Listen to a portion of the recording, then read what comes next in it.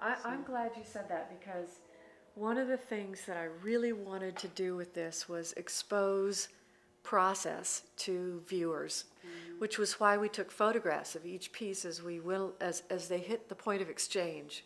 We took photographs, and that's what the records are. You know, those little records are next to each painting, so that you could see when did an artist sort of stop and rest and hand the painting to, in our case, hand it over to the other artist to work on. So what are those points of decision? You know, when do you stop and think, does it need more? Is it finished? And then when you come back to it, you know, and you start adding to it. In other words, there are a number of paintings under every painting anybody looks at. And I think that's very interesting. People perhaps think that you start with a blank canvas, you know exactly what you're going to do, and you put the stuff on there and you're done.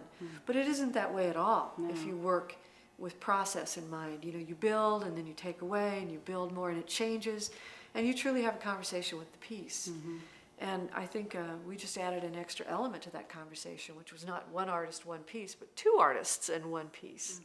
Right. Yeah. Yeah. And through that, you know, a whole nother quote-unquote voice was created. You know? And I think that's the exciting part for me, was that we were both able to let that happen. You know, it was a struggle. There was struggles, and I don't think it was easy at times, but it was really, really hard at times. It was hard for me at times to get up and work on it. Sometimes I wanted to go, you know, I don't want to. I want to work on my own. But I knew we had to show up with the pieces, and that part of the process was also good, is to have that commitment, you know, and that was about the commitment towards each other, that we would show up, have something to swap. You know, even if it was wet. Yeah, even if it was wet. And I think we ruined the back of your car, because I was usually doing some last minute thing, trying to deal with pink or red lines or whatever it was. The collaboration affected me as an artist by changing some of the ways I look at my own work, and some of the ways I make decisions in my work while I'm working. Prior to that, I think I was really, I don't want to put a negative on it, but I think I was kind of lazy in a way.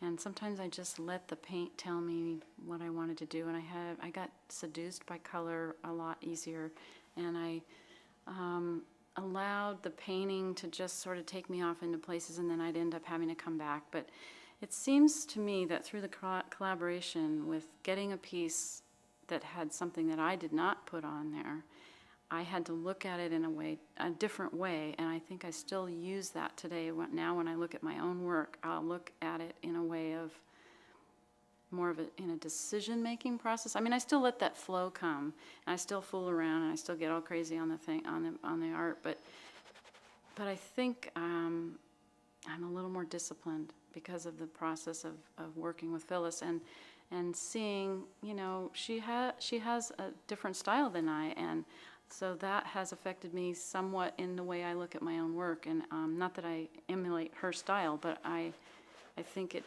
did change my process of thinking about the work and what's possible and what I can get rid of her, you know.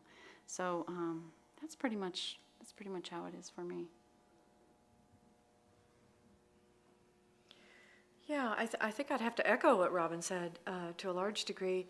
For me, I got very much more comfortable that I was able to solve problems when they arose. And because of that, I'm much more comfortable wiping out something I'm working on, getting rid of things that are quote unquote precious, so that I can move forward and integrate a piece a lot better.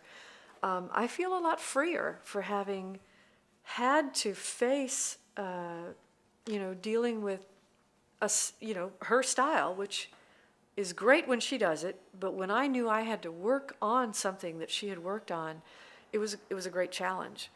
A scary challenge sometimes, because I didn't know what to do. But as time went on, I got comfortable that, oh yeah, okay, I can move forward from here. I can produce a new change in this that's gonna go somewhere, and that I'll be happy with it and be able to give it back to her, knowing full well it wasn't going to come back anything like what I had given her.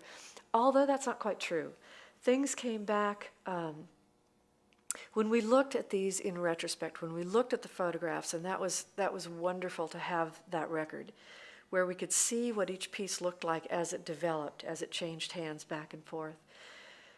We noticed something in the photographs. On every single painting, we never completely obliterated what had gone before or what was there. In other words, we always left some piece of what the other person had done. We might have changed most of the field or changed the colors, but there was always a piece of the work that the other person had given us still in the painting. And so I think ultimately that became the reason that we realized that this whole thing truly, whether we understood each other the whole time, in our what we thought was our methods of communicating back and forth on canvas, that may not have happened in the way that we might have wished it did. But there was an element of conversation in that there was always a thread that was picked up on by the other person and then elaborated on.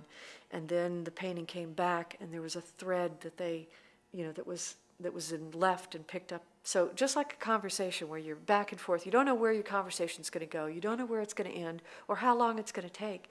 You start with point A and you end up with point, Z or Q or whatever out there. And there's been a stepwise progression in the conversation, and that's exactly what happened with the paintings. So we ended up realizing what we had truly had was a conversation in paint. 16 conversations in paint, 16 simultaneous conversations in paint that progressed at their own pace as they went along. So ultimately, it was really fun to see that there was a sense of respect, and we didn't know if it had to do with who we are as people or if everyone would have done the same, but there was always this little bit of respect we had for what the other person had done, or as in a conversation, what the other person had said. So that was just occurred to us in retrospect, and it was wonderful to see.